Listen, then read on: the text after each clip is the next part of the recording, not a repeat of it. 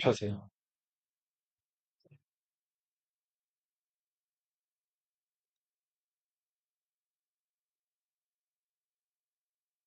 빨리 앉아.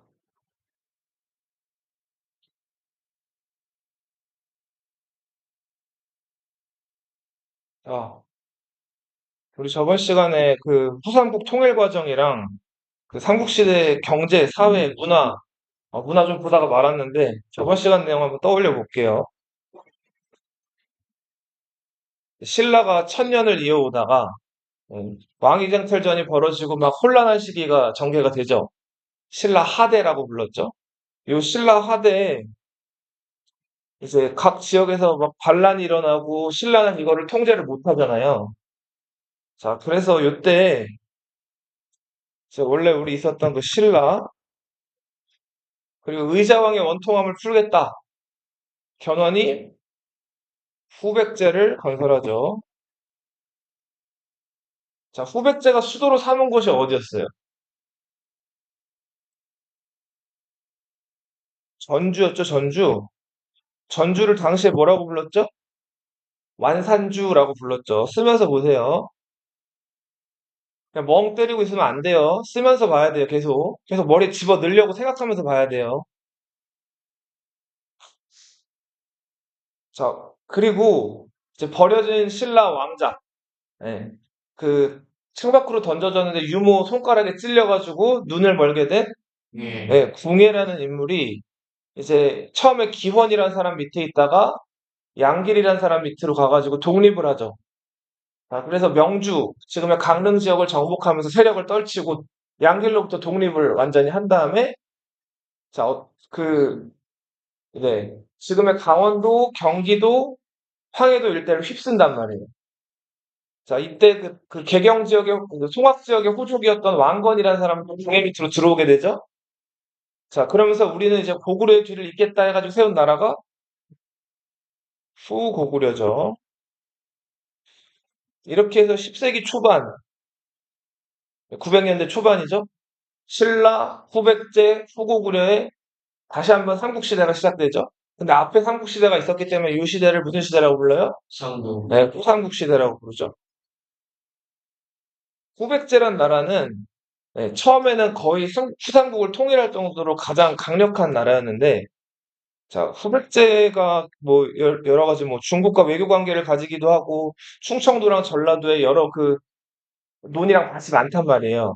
그런 식량이 많은 지역들을 차지해서 처음에 굉장히 여러 가지로 유리했는데 견훤은 안타깝게도 그 여러 호족들에 대해서 그 호족들을 같이 이렇게 아울러 가지고 나라를 이끌어 가지를 못하고 호족들을 주로 어떻게 했어요? 쥐어 짰죠. 자, 그래서 세금을 많이 거둔다 그것 때문에 호족들의 반발이 좀 심했고 자, 그 결과 그 나주 지역의 호족이었던 오다련이 왕건에게 이렇게 내통하는 바람에 후백제가 후방을 뺏기게 되죠. 왕건이 배를 타고 와가지고 그 후백제 후방 그 금성 지역을 차지하잖아요. 그리고 후백제의 결정적인 미스 하나. 자, 우리 견훤이 어딜 쳐들어가죠? 서라볼에 쳐들어가죠. 서라볼에 쳐들어간 다음에 당시 신라 왕을 어떻게 했어요? 그쵸. 자살하게끔 만들어버리고 신라 왕의 경혜왕의 부인 왕비를 능욕했다고 했죠. 그리고 경혜왕이 데리고 있던 여러 후궁들을 자기 부하 장수들한테 나눠줬단 말이에요. 자, 아무리 신라가 기울어가고 제 역할을 못하는 상황에서라도 자기네 나라 왕이랑 왕비를 이렇게 굴욕을 주는 거는 신라인들은 굉장히 기분이 안 좋았겠죠. 자, 후백제의 특징은 어디에 적대적이었다? 신라의 적대적이었다. 그러니까 후백제의 기본적인 생각은 반신라였어요. 근데 새로운 시대를 건설할 사람이 이전 시대 주인이었던 신라를 완전히 부정하고 새로운 시대를 건설한다. 자, 이거는 올바른 선택이 나중에 이제 결과로 우리는 알고 있지만 올바른 선택이 못 됐죠. 자, 후고구려는 궁예가 처음에 정치를 잘했어요. 자, 그런데 점점 궁예가 어렸을 때 상처를 입은 탓인지 조금씩 이상해져 가죠. 그쵸. 자기가 스스로 미륵부처라고 자처를 하기 시작을 하고 조금씩 정신적으로 이상을 해지기 시작하다가 자기 막 부인도 죽이고 아들도 때려 죽이고 막 자기 말 안 듣는 사람들을 마음을 꿰뚫어 본다 그래가지고 관시법이라는 걸 써서 네, 사람들을 막 죽이잖아요. 자, 반면에 처음에는 그 궁예 밑에서 말단 장군으로 시작했지만 차츰차츰 장군들의 인망을 얻게 되고 백성들한테 그 인기를 얻게 된 누구죠? 그쵸. 왕건이 결국은 이제 정변을 일으키잖아요. 미륵 신앙을 이용한 전제 정치. 자, 그리고 왕건의 정변으로 후고구려의 통치자가 이제 왕건으로 넘어오게 되죠. 왕건은 이제 나라 이름을 고려라고 하면서 자기가 건설했던 수도를 이제 그쵸 송악으로 옮기죠. 그 다음에 송악이 이제 뭐라고 불리게 돼요? 개경이라고 불리게 되죠. 그쵸? 네. 궁예의 도읍지는 철원이었다면 왕건의 도읍지는 개경, 원래 송악이었다가 이름을 개경으로 바꾸게 된다.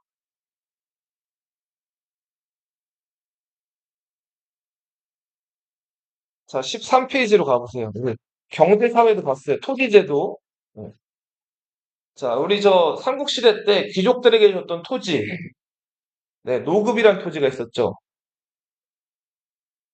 이 노급은 세금도 거둘 수 있고, 거기 사는 백성들한테 일도 시킬 수 있고, 여차하면은 무기를 줘서 군대로 무장할 수도 있는 그런 특권 토지였죠.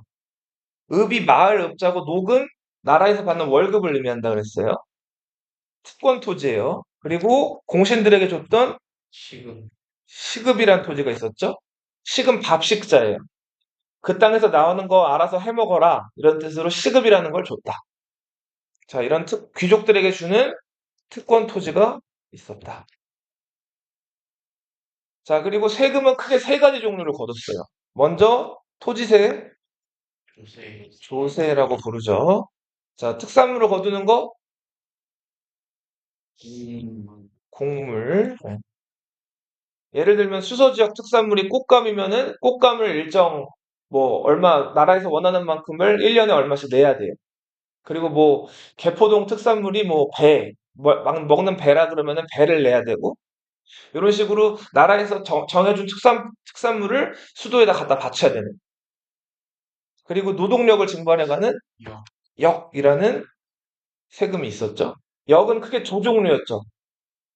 나라에서 다리를 짓거나 궁궐을 건설하거나 성곽을 짓거나 할 때 노동력을 쓰는 요역이 있었고 또 그렇죠. 여차 뭐 백제가 쳐들어왔다. 뭐 신라가 쳐들어왔다. 이럴 때 나라를 지키기 위해서 병사들 이제 백성들을 불러다가 무장을 시키고 훈련을 시켜서 군대로 내보내는 군역이 있었죠.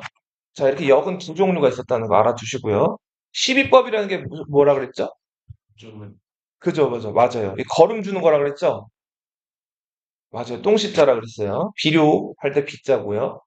자, 그런데 이런 것들이 잘 발달을 안 해가지고 농사를 한번 짓고 나면 농작물이 그 땅의 에너지를 다 빨아간다 그랬죠. 자, 그래서 한번 여기서 추수를 하고 나면은 그 다음에 농사를 또 지으면 농사가 잘 안 됐어요. 그래서 거기 말고 다른 지역에다가 농사를 지었단 말이에요. 그럼 그 땅은 어떻게 할까요? 그쵸, 냅두는 거예요. 휴식을 취하게끔 하는 거예요. 그렇게 해서 시간이 1년, 2년, 3년 지나면 그 땅에서 지력이 다시 회복된단 말이에요. 뭐 비도 오고 뭐 이런 거 저런 거 쓸려오고 내려오고 하는 것들이 반복되면 냅두면 땅이 좀 어느 정도 또 에너지가 올라와요. 그래서 다시 에너지가 올라오면 거기서 또 농사를 짓는 거예요. 자, 이런 것들을 휴한 농경이라고 해요. 휴식이라고 하는 뜻이라고 그랬죠. 그리고 과거에는 돌로만 농사를 짓다가 이제 철을 이용해가지고 농기구를 만들었죠. 호미, 뭐, 이런 꽃괭이, 뭐, 낫, 이런 것들 때문에 수확량이 더 어떻게 됐을까요? 네, 올라갔겠죠. 농사 더 잘 짓게 되니까. 그리고 사람 힘 말고 네, 소의 힘을 이용해가지고 밭을 깊이 가는 거예요. 자, 그리고 백성들의 삶을 안정시키기 위해서 봄에 곡식을 빌려주고 가을에 이자 붙여서 갚게 하는 거예요. 이거를 진대법이라고 한다 그랬죠. 그죠? 봄에 왜 곡식이 모자라요? 그죠. 10월에 추수한 다음에 그쵸. 겨우 내내 그거 다 먹어 치우는 거예요. 그럼 봄에 보통 곡식이 많이 모자라요.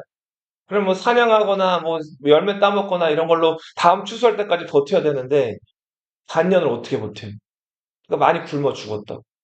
그래서 나라에서 곡식을 빌려주는 거예요. 그 다음에 이제 싼 이자를 받아가지고 추수할 때 갚게 하는. 근데 이거 하루, 1년 먹고 사는 게 아니죠. 이때 사람들은 다 뭐 짓고 살아요? 농사 짓고 살죠. 자, 이거 1년은 어떻게 때울지라도, 자, 이게 풍년이 들지 않으면 매년 어떻게 될까요? 매년 반복되겠죠. 그러면은 나라에다 계속 빚을 지는 거 아니에요. 그럼 그 빚이 줄어들까요? 점점 커질까요? 점점 커질단 말이에요. 그래서 신라든 고려든 조선이든 그 나라 처음 건국 초반에는 농민들이 빚이 없다가 100년, 200년, 400년, 500년 시간이 흐르면서 점점 농민들이 빚을 많이 지는 경우가 많이 생기겠죠? 그래서 나라 말기쯤 되면은 나라에 빚을 안 진 농민들이 거의 없어요. 요즘에는 그런 게 없어졌지만 예전에는 신분이라는 게 있었단 말이에요. 자, 이렇게 해서 빚을 많이 지게 된 농민들이 결국은 어떻게 될까요?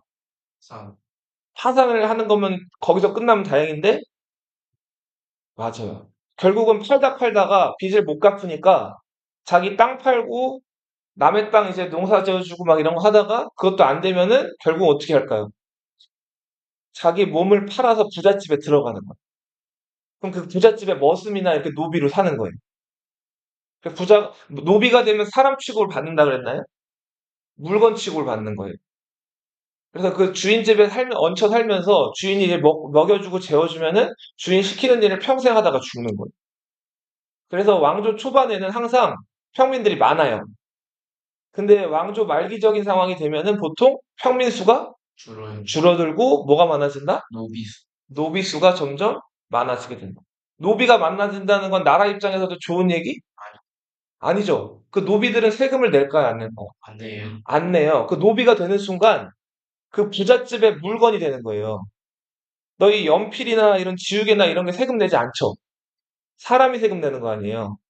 그러니까 나라 입장에서도 노비가 많아지는 거는 아주 안 좋은 거예요. 그래서 나라에서 일부러 손해를 봐가면서 싼 이자로 이렇게 곡식을 빌려주는 거예요. 평민들이 몰락하지 말라고.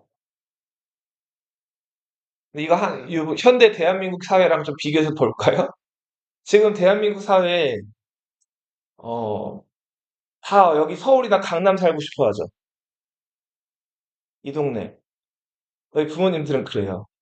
너희들 때문에. 교육을 시켜야 되니까. 근데 여기 집값이 어때? 비싸죠? 네, 여기 여기 순단지 개포? 자, 이거 새로 지은 아파트들 얼마 하는지 알아요? 20에서 30억 사이예요. 자, 근데 회사원들 월급쟁이 해가지고 평생 20억을 모아요? 쓰는 것 때문에 2억도 모으기가 힘들다고. 근데 집값이 얼마예요? 20억이죠? 근데 어떻게 꾸역꾸역 여길 또 들어오죠? 어떻게 들어올까요? 대출을 받아 들어오는 거죠. 그쵸? 아니면은 부모 잘 만났으면은 너희들 할머니, 할아버지, 그 부모님들이 지원해 준 거로 오는 거죠.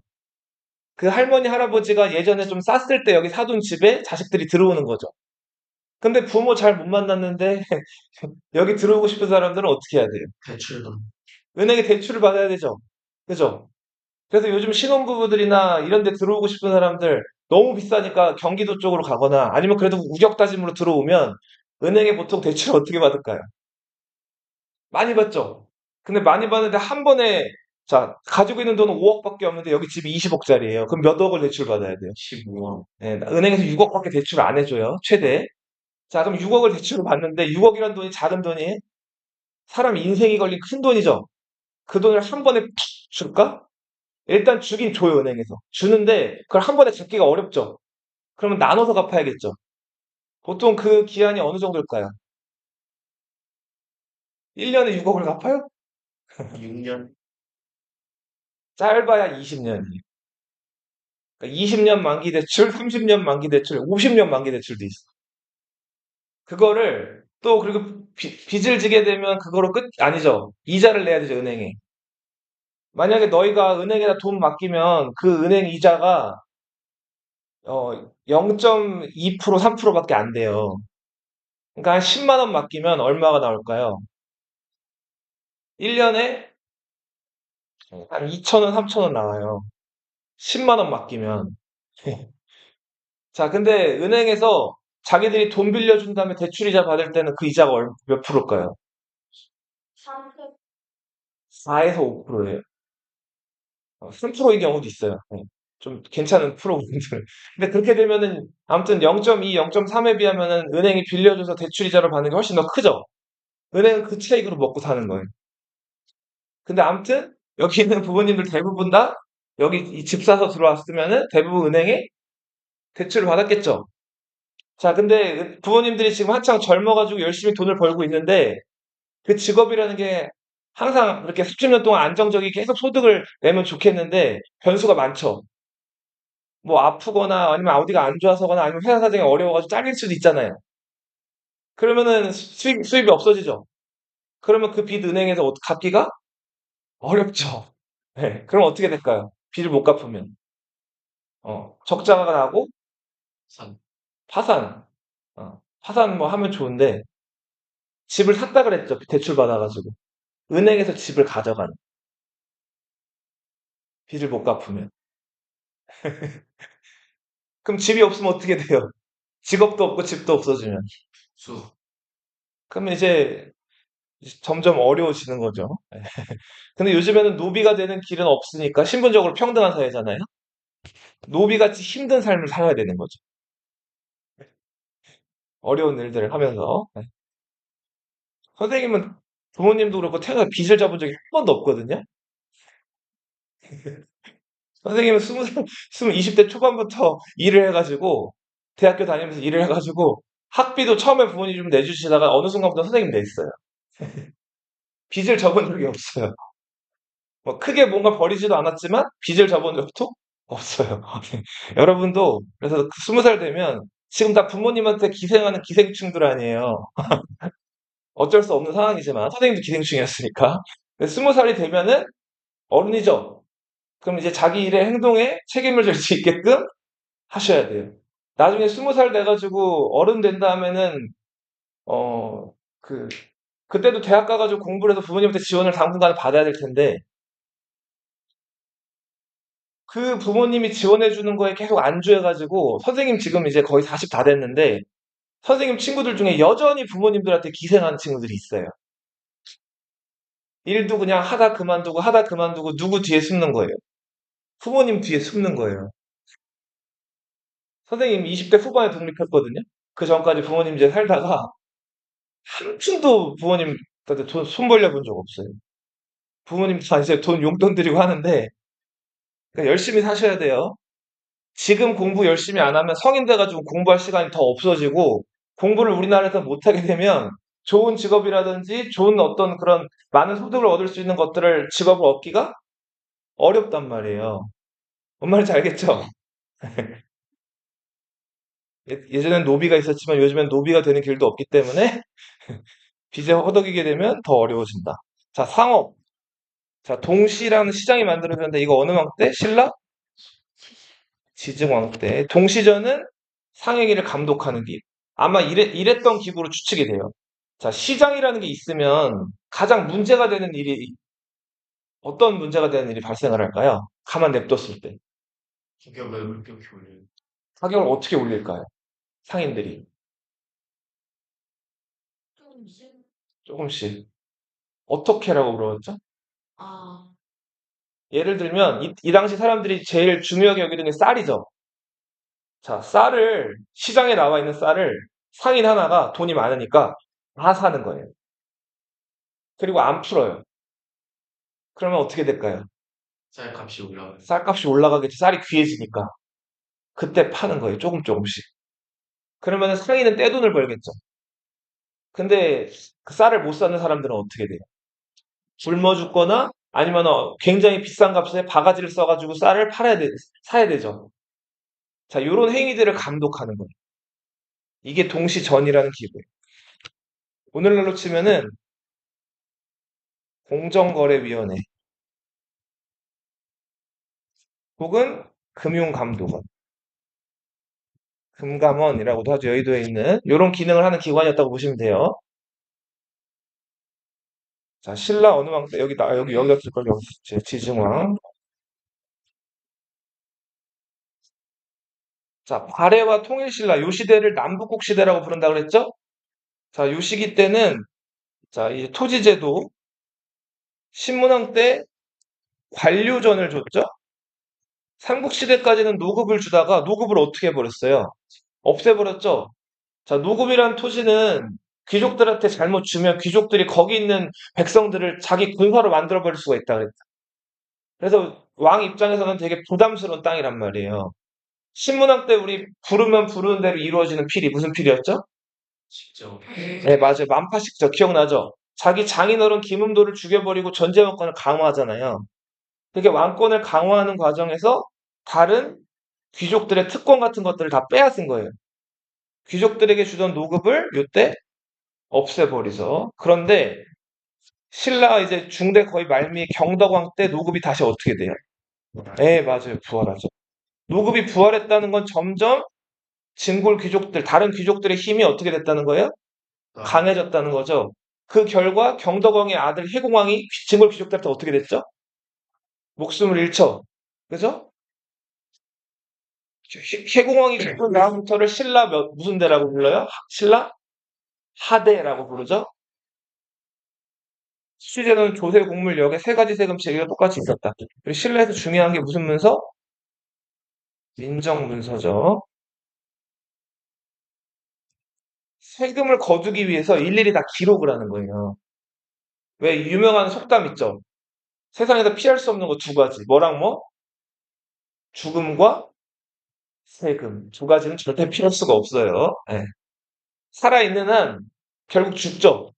누군 다 죽잖아요. 그리고 세금도 결국은 살아있는 한 반드시 내야 돼요. 세금을 안 내면 어떻게 해야 될까요? 감옥을 가던가 국세청에서 나와요. 세금 내라고. 네. 그래서 만약에 세금을 내지 않으면은 불이익을 당하다가 그 세금을 안 낸 정도에 따라서 고액 체납자가 돼가지고 신용불량자 이렇게 돼가지고 아무것도 이용할 수가 없게 돼요. 신용카드부터 해가지고 핸드폰이나 여러 가지 기타 이용들을 아무것도 할 수가 없어요. 네. 그리고 최악의 경우는 감옥에 가는 거죠. 누가 작성해요? 촌주가 몇 년마다 토지 면적, 사람의 숫자, 소나 말의 수 이런 것들 변동되는 걸 다 기록하는 거예요. 왜 이거 기록한다고요? 세금 거두려고. 근데 나눠서도 해. 나무 숫자도 그죠? 여기 기록을 왜 했을까요? 여기 세는 거죠? 나무도 땔감 같은 것들로 가져가려고 세는 거죠?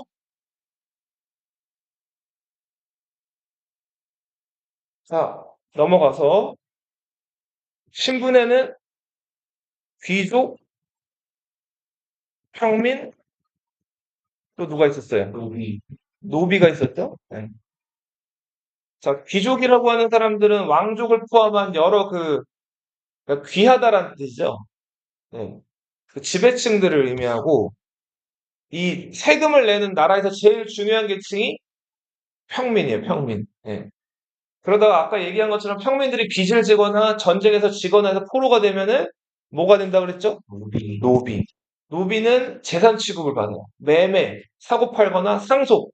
아버지가 노비를 아들에게 물려주거나 그리고 누군가에게 노비를 주거나 이런 것들이 가능한 물건처럼 취급되는 사람들이 노비였다. 노는 남자종을 뜻하고 비는 여자종을 뜻한다 그랬죠?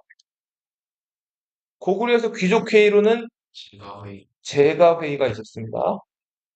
여기서 가는 임금님, 우두머리를 뜻한다 그랬죠? 상가, 고추가, 대가. 여러 가들이, 쟤는 여럿을 뜻한다 그랬죠? 여러 가들이 모여가지고 나라 중대사를 결정하는 것. 자, 이들은 고구려 동쪽을 신성시한다 그랬죠? 동쪽에 있는 동굴, 독동대, 혈이라고 하는 게 동굴, 구멍혈자예요. 자, 그리고 고구려 귀족들의 수장이 누구였죠? 대대로. 나중에는 뭐라고 부른다 그랬죠? 망리지. 부여도 귀족회의가 있었는데 정사암이라는 큰 돌에서 모여서 회의 정삼회. 여기 수장이 좌평. 좌평이었죠. 자, 신라의 귀족회의는 뭐라고 불렀어요? 쓰면서 보세요. 화백회의죠. 이 화백회의에 여러 귀족들이 모여가지고 중요한 얘기들을 토론을 하는데 의견이 딱 하나가 될 때까지 계속 토론하는 거예요. 이거 의견 다 하나가 되는 걸 뭐라고 부르죠? 만장일치가 될 때까지 계속 의사결정 토론을 하는 거예요. 그쵸? 지금 대한민국 민주주의죠. 지금 보면은 민주당 국민의힘 만장일치 된 적 있어요? 눈 뜨고 못 보겠죠. 가끔 뉴스 보면 정치인들끼리 아주 막 얘기 잘하거나 아주 막 이렇게 타협해가지고 정치하는 거 본 적 있어요?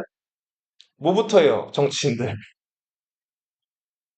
되게 멋진 얘기로 표현을 해주네. 비판 정도로 끝이 나나? 그쵸. 보통 싸우죠. 그 국회의원들끼리 모여가지고 서로 어떻게, 일단은 앉는 자세부터 서로 이루고 앉죠. 그리고는 서로 이제 발언 시간 주면은 박차고 일어나죠. 소리 지르죠. 안타깝습니다. 자, 신라에는 화랑도라고 하는 청소년 집단이 있었죠. 진흥왕 때 만들어진 청소년 집단. 이 화랑도를 이제 군사 조직으로 개편해가지고 신라가 삼국통일하는 데 큰 기여를 하죠. 자, 그리고 신라의 신분제도 하면은 이제 진흥왕이라는 왕이 워낙 뛰어난 업적을 남겼기 때문에 진흥왕이 죽고 나서 그 자식들, 예. 자, 진흥왕의 그 자식 형제들이 이제 성골이라고 불리게 됐다 그랬죠. 네. 그리고 성골이 아닌 나머지 귀족들을 진골. 진골, 그리고 진골 아래를 예, 6두품부터 해가지고 1두품까지 5두품, 4두품 이렇게 내려가죠. 자, 성골, 진골의 골과 두품족의 품을 따가지고 무슨 제? 문제. 네. 남북국 시대, 통일신라와 발해가 있었던 이 시대에 발해는 대씨와 고씨, 고구려인들이 지배층, 나머지 말갈인들, 나중에 여진족이라고 불리는 이 말갈인들이 피지배층을 이뤘다. 자, 통일신라는 고구려인들, 백제인들을 몰아내지 않았죠. 하나로 끌어들이는 융합. 민족 융합 정책. 수도 서라벌을 지키는 군대 구서당이 있었는데 이 구서당에 고구려인들과 백제인들과 말갈인들이 다 포함되어 있었다 그랬죠? 고구려인들과 백제인들, 심지어는 말갈인들까지 따돌리지 않고 하나로 끌어 안았다. 신라는 망할 때까지 골품제가 유지돼요. 그래서 육두품들은 아무리 능력이 있다고 해도 5등급 이상의 관등은 갈 수가 없었죠? 자, 문화. 자, 유학에 있어서는 우리 한자가 너무 어렵잖아요. 우리말이랑 다르죠? 그래서 한자의 소리를 빌려가지고 우리말을 표현하는 문자 이두라는 게 있었죠? 자, 고구려에서 이제 유학을 가르치는 교육기관으로 태학이 있었죠. 자, 그리고 역사책으로는 맞아요. 유기 100권이 많죠, 양이. 그래서 이거를 신집, 새로 모아놓은 그 역사책이라 해서 요걸로 5권으로 간출이죠. 자, 그리고 근초고왕 때 고은 박사가 서기라는 역사책을 썼고요. 진흥왕이 사. 거칠부를 시켜서 국사. 안타깝게도 신집이나 서기나 국사는 지금 전하지 않아요. 네. 통일신라의 유학교육기관 신문학 때 만들어진 거. 국학이라는 교육기관이 있었죠. 자, 고구려 뭐였어요? 폐하. 태학. 통일신라 국학입니다. 그러다가 통일신라 하대 때 육두품들, 국학에 들어온 육두품들 공부 실력을 가지고 상중 하품으로 나눴어요. 시험을 보는 거예요. 독서 3품과 여기서 3품은 상품, 중품, 하품이라고 그랬죠. 점수에 따라서. 그런데 상품을 받는다고 육두품이 진골이 가는 자리를 갈 수는 없어요. 자, 그래서 이런 것들의 한계를 느끼고 중국 가서 과거 시험 급제한 사람이 지우. 최시원이었죠. 맞아요. 최치원은 남들 100 할 때 몇 했다 그랬어요?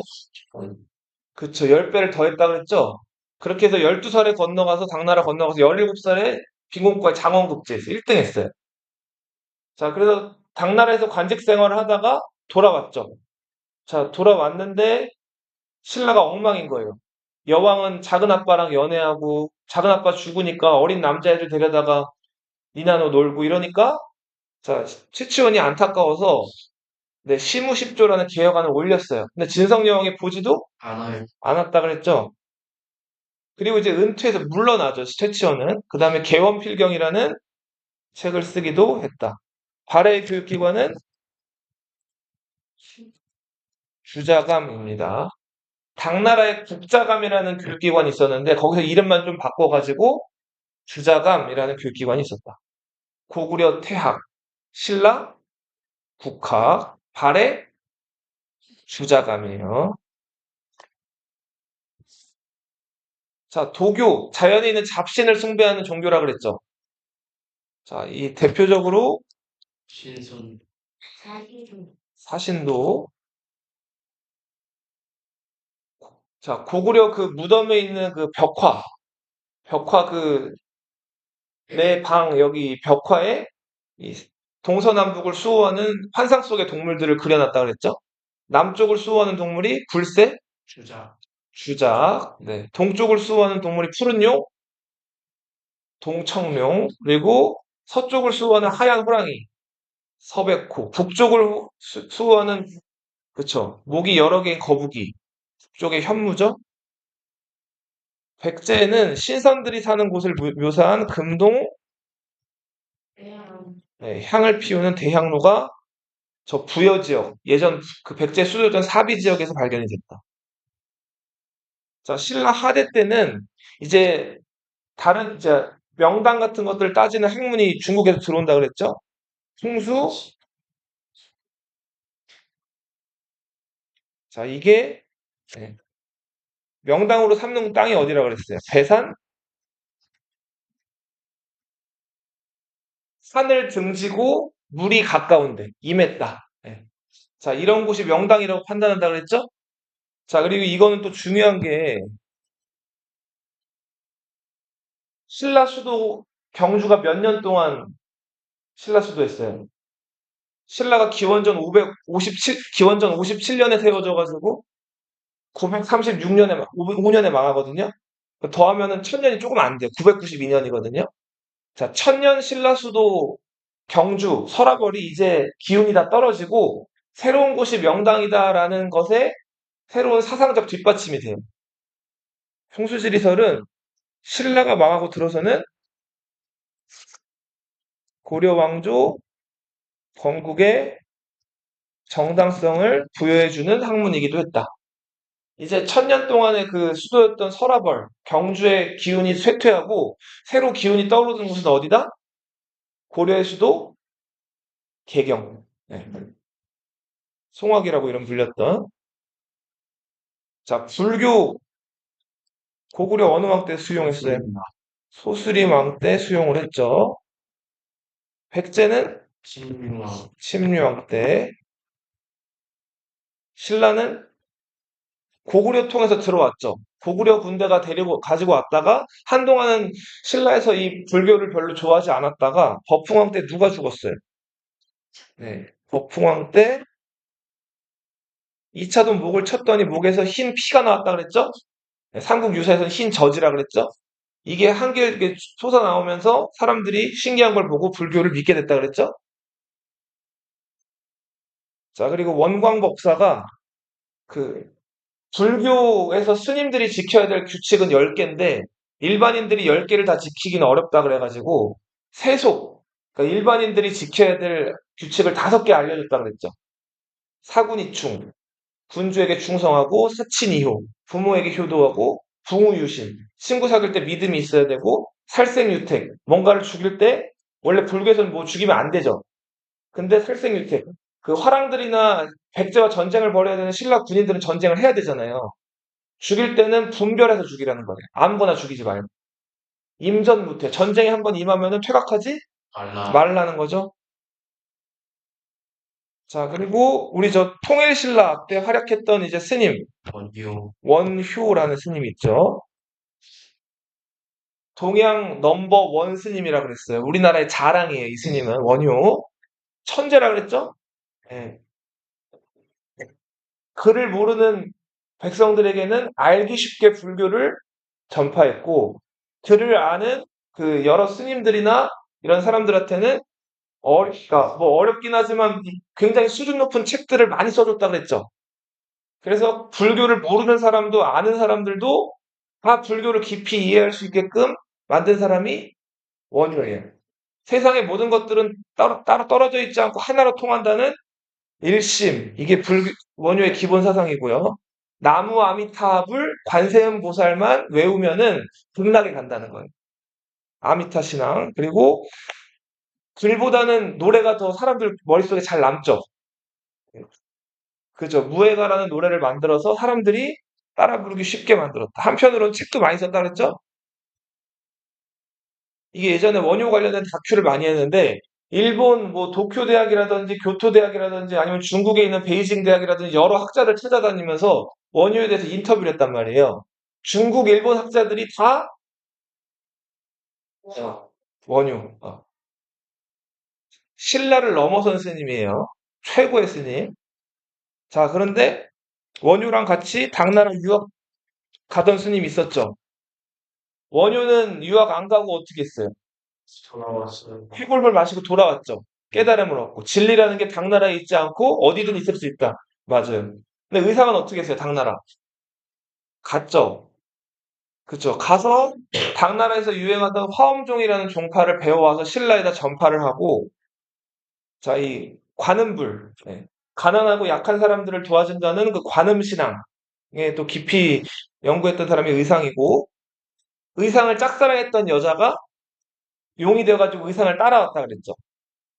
자, 그 여자가 그 의상대사가 이제 절을 세우려고 하는데 선적들이 위협하니까 그 의상을 보호해주러 나타났죠. 큰 돌을 어떻게 했다 그랬어요? 하늘로 띄웠다가 내렸다가 띄웠다가 내렸다고 했죠. 네, 맞아요. 돌 석자에 띄울 부자 써가지고 선묘가 돌을 띄웠다 내렸다 한 곳에 부석사란 절이 만들어졌다 그랬죠. 자, 불교라는 종교의 원산지는 어디예요? 고향은? 인도죠. 석가모니가 인도 사람이잖아요. 인도를 직접 성지순례한 거예요. 해초 천축국. 왕래하다. 오천축국. 왕래한 거예요. 인도에 있었던 5천축국을 왕래하고 나서 쓴 여행기가 오천축국죠. 자, 김대성은 가난했죠. 자, 그런데 죽었다가 다시 태어나가지고 부잣집에서 태어났죠.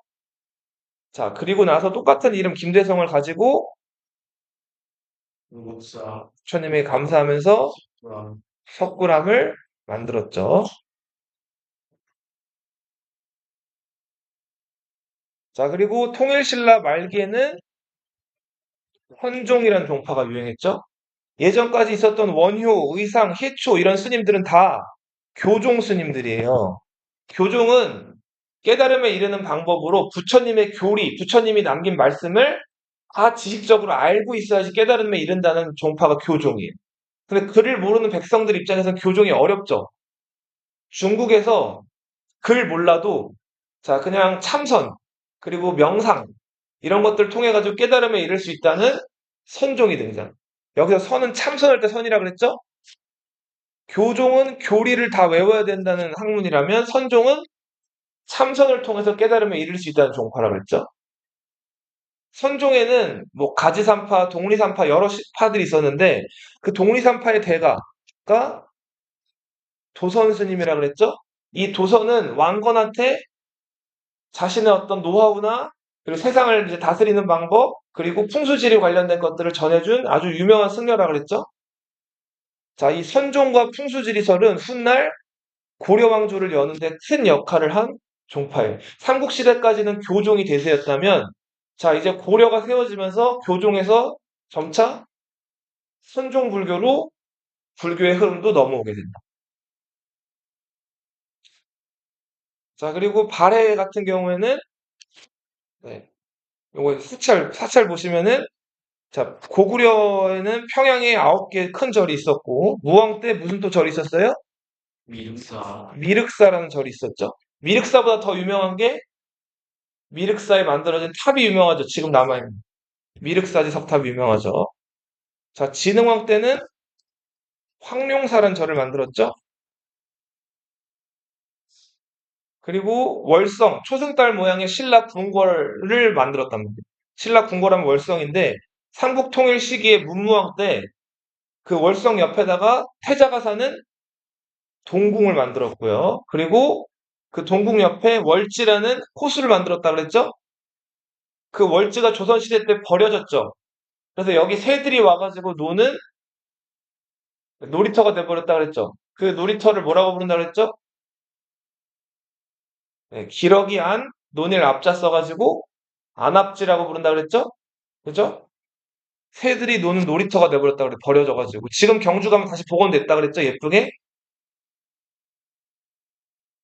자, 지붕이 이렇게 있으면은 이걸 뭐라고 한다 그랬어요, 이거. 용마루라고 한다 그랬죠?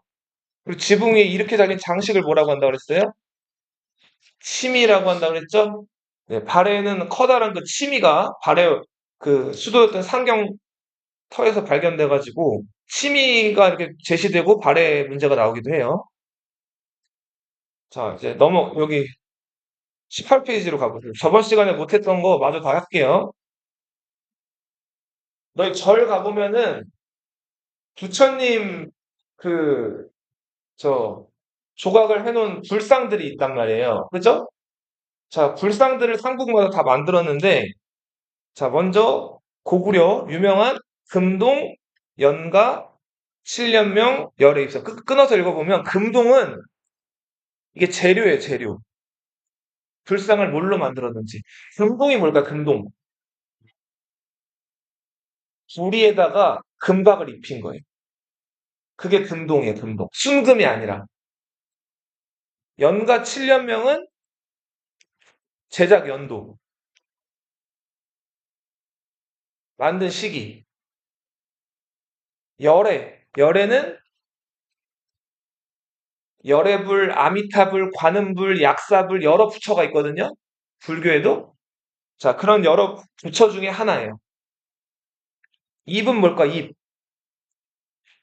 주둥이 아니에요. 입은 뭘까요? 입은 서 있다는 뜻이. 설립자예요, 설립자. 그래서 부처님이 보통 가부좌 틀고 앉아있죠.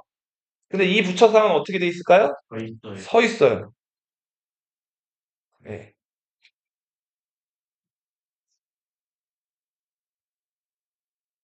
이게 금동 영가 칠련명 네. 열의 입상이에요. 보시면은 부처님 서 있죠? 그죠? 그리고 뒤에 보면은 여기 뭔가 이렇게 돼 있죠? 자, 이런 거 이렇게 왜 아주 신적인 사람들 보면은 이렇게 후광 난다 그러잖아요. 그죠? 그 후광을 이렇게 표현한 건데, 요런 거를 광배라고 불러요. 뭐라고요? 광배. 왜, 요 광배는 나중에 기독교 장식물이나 이런 데도 보면 예수님 얼굴 뒤에다 이렇게 광배가 있는 경우가 있거든요. 그 서양의 광배는 헤일로라고 불러요. 뭐라고요? 헤일로. 근데 우리 동양에서 부처 상 뒤에 있는 이 후광을 나타내는 요거는 광배라고 부른다. 뭐라고요? 자, 광배 뒷면을 보면 여기 제작 연대라든지 이런 것들이 써 있단 말이에요. 그 불상에 대한 설명이. 이게 고구려를 대표하는 불상 연가 칠련명 금동 열의 입상이에요. 충남 서산에서 발견된 마애불. 마애부처인데 부처가 3명 모셔져 있단 말이에요. 서산마의 삼존불상. 자, 그 삼존불상 이렇게 벽에 이렇게 조각이 돼 있는데 이 입꼬리가 살짝 올라가 있어요. 올라간 듯 안 올라간 듯. 자, 그래서 요 삼존불상의 별명은 백제의 미소.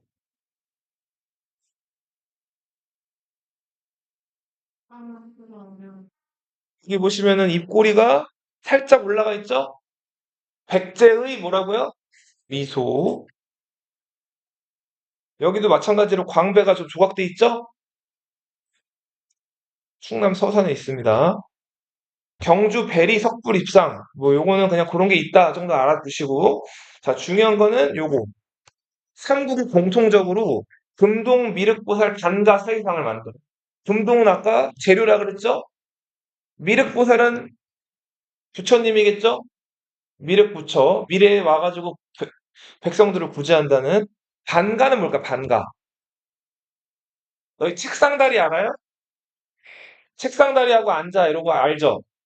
책상다리 하면 다 이렇게 꼬고 앉는 거죠. 오래 앉으면 불편하잖아요. 그 책상다리를 한자로 가부좌라고 불러요. 들어봤어요? 네. 그걸 가부좌라고 부르거든요. 그렇게 앉는 거를. 자, 근데 반가는 한 다리만 올린 거예요. 반가부좌를 튼 거예요. 반가가 뭐라고요? 반가부좌. 네. 사유는 뭘까? 사유. 생각하는 걸 사유라고 해요. 사유. 자, 미륵보살이 앉아가지고 반가부좌를 들고 생각하고 있는 모습. 이게 금동미륵보살 반가사유상이에요. 그리고 세 개의 반원이 이렇게 장식된 왕관을 쓰고 있는데,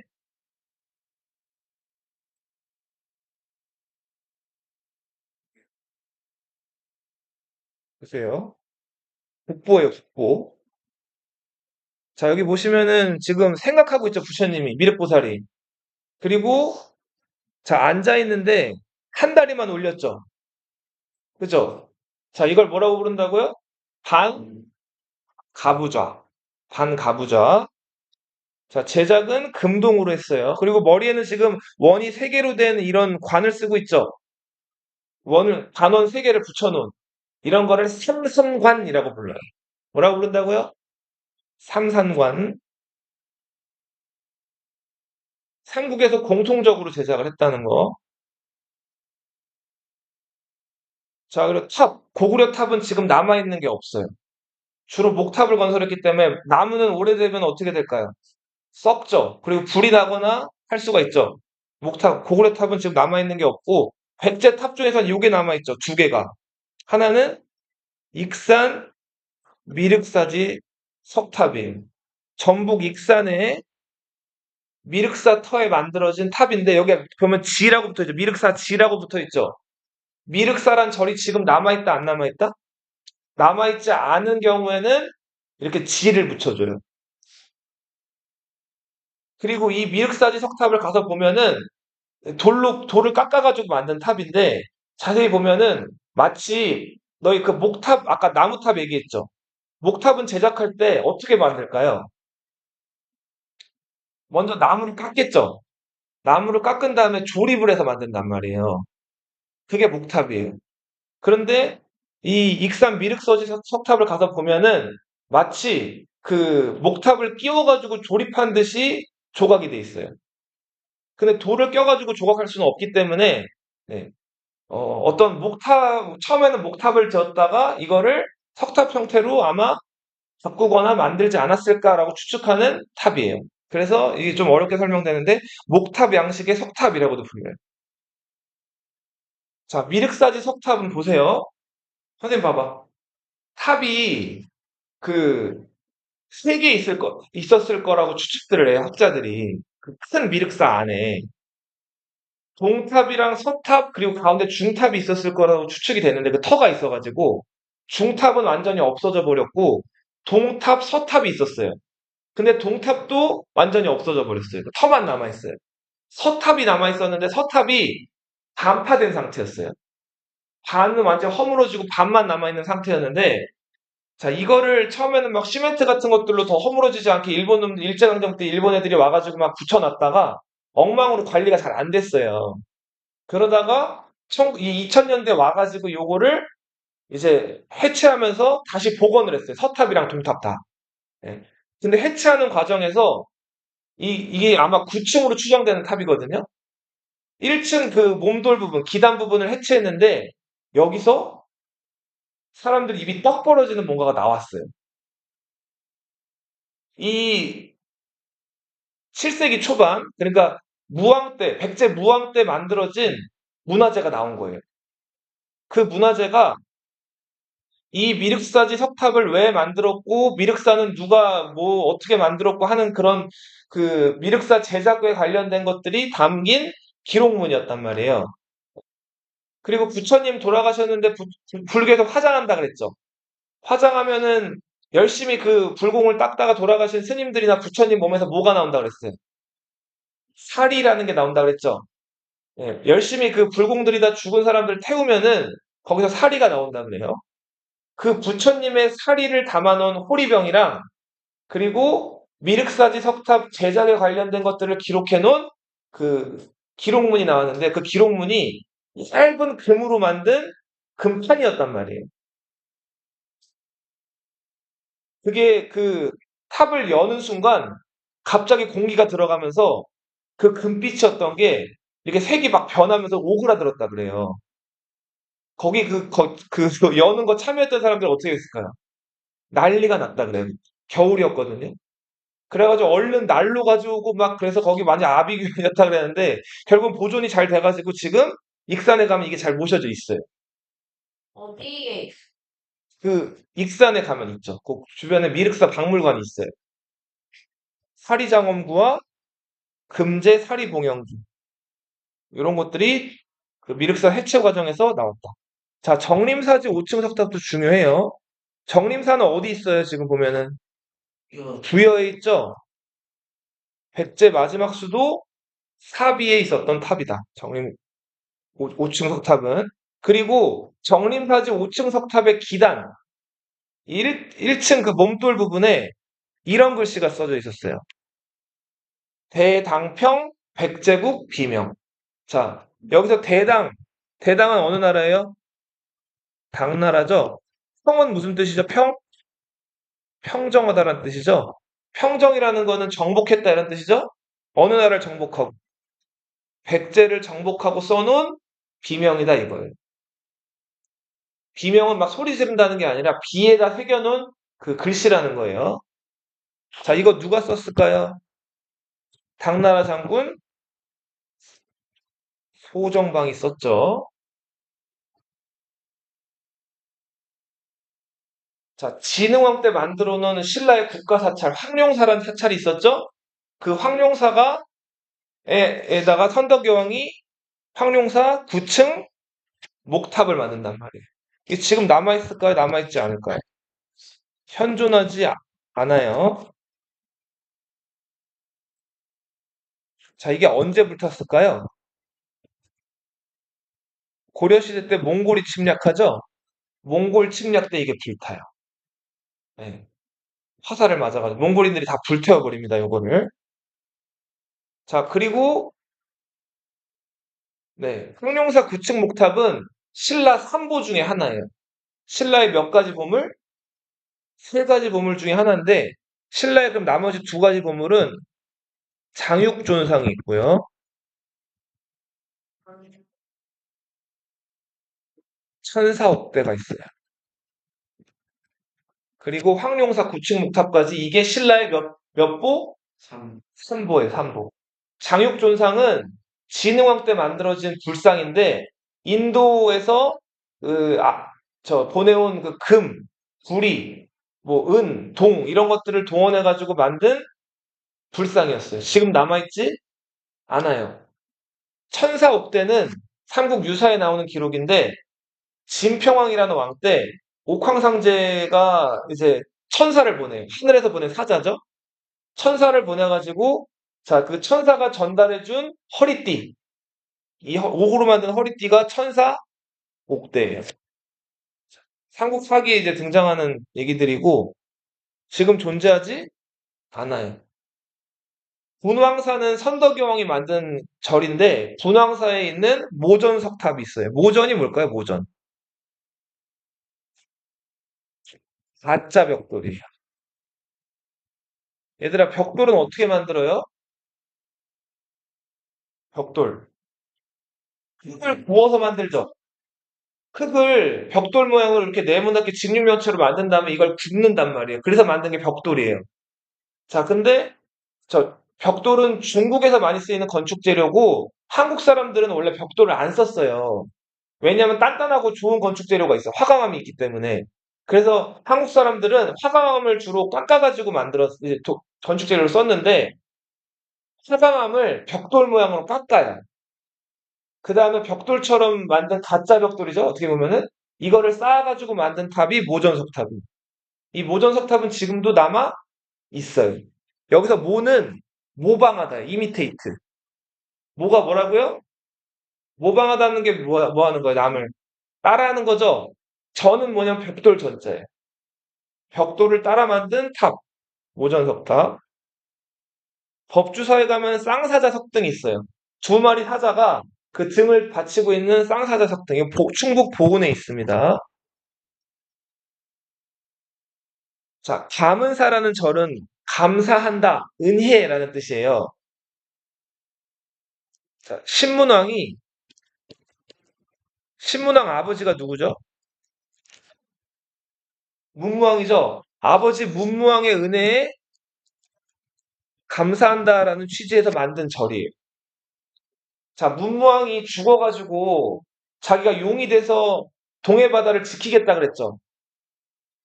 그죠? 동해바다에 묻혔다 그랬죠. 그래서 자기가 용이 돼가지고 그 동해바다에 묻혀서 일본을 지키겠다고 하는 그런 얘기가 이제 전해져 내려와서 신문왕이 그 감은사 탑을 만든 그 아래다가 문무왕이 용이 되면은 막 이렇게 뭐 하늘이든 땅이든 막 왔다 갔다 자유롭게 할 수 있잖아요. 그래서 감은사 탑 아래다가 아버지 용이 된 문무왕이 왔다 갔다 할 수 있는 구멍을 만들어 놨어요. 그래서 감은사지 3층 석탑 하면은 두 개의 쌍탑이거든요. 한 7m 되는 큰 탑이에요.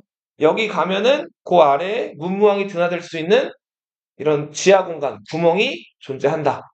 한번 나중에 보여줄게요. 그리고 감은사지 3층 석탑이 있는 곳에 동해바다가 보이거든요. 거기 가면은 이견대, 그리고 문무왕이 바다에 묻혔다 그랬죠? 문무왕이 묻혀있는 해릉 대왕암이 보인다. 자, 불국사에 가면은 그 불을 피우는 숯등이 또 있었고요. 중현탑, 석가열애와 다보열애를 보셔놓은 석가탑과 다보탑이 있어요. 불국사 가봤어요? 가봤어요? 불국사 안에 들어가면 있는 탑이죠? 맞아요. 단조롭게 만든 탑이 어떤 탑이에요? 석가탑이 단조로워요. 석가탑은 단순해요, 그냥. 3층이에요. 1, 2, 3. 다보탑은 막 장식도 많고 화려하단 말이에요. 지금 너희 혹시 10원짜리 동전 본 적 있어요? 10원짜리 동전에 다보탑이 있어요. 네, 다보탑이 기록이 돼 있죠. 이렇게 막 장식이 많은 탑이에요. 석가열애와 다보열애를 네. 아, 뭐, 누가 길어요? 사이즈는 제가 알기로 석가탑이 조금 큰 거로 아는데 선생님 그거 확인해 줄게요. 자, 석가탑을 해체하고 여기 보수공사하는 과정에서 자, 종이가 하나 나왔어요. 이게 또 놀라운 발견이었죠. 그러니까 탑은 그거 해체할 때 보통 굉장히 그 고고학자들이 달라붙어가지고 해체를 하는데 세상에서 가장 오래된 목판 인쇄 물이 나왔어요. 자, 그게 이거예요. 무구정광 대다란이경. 요거 줄여서 무구정경이라고도 불러요.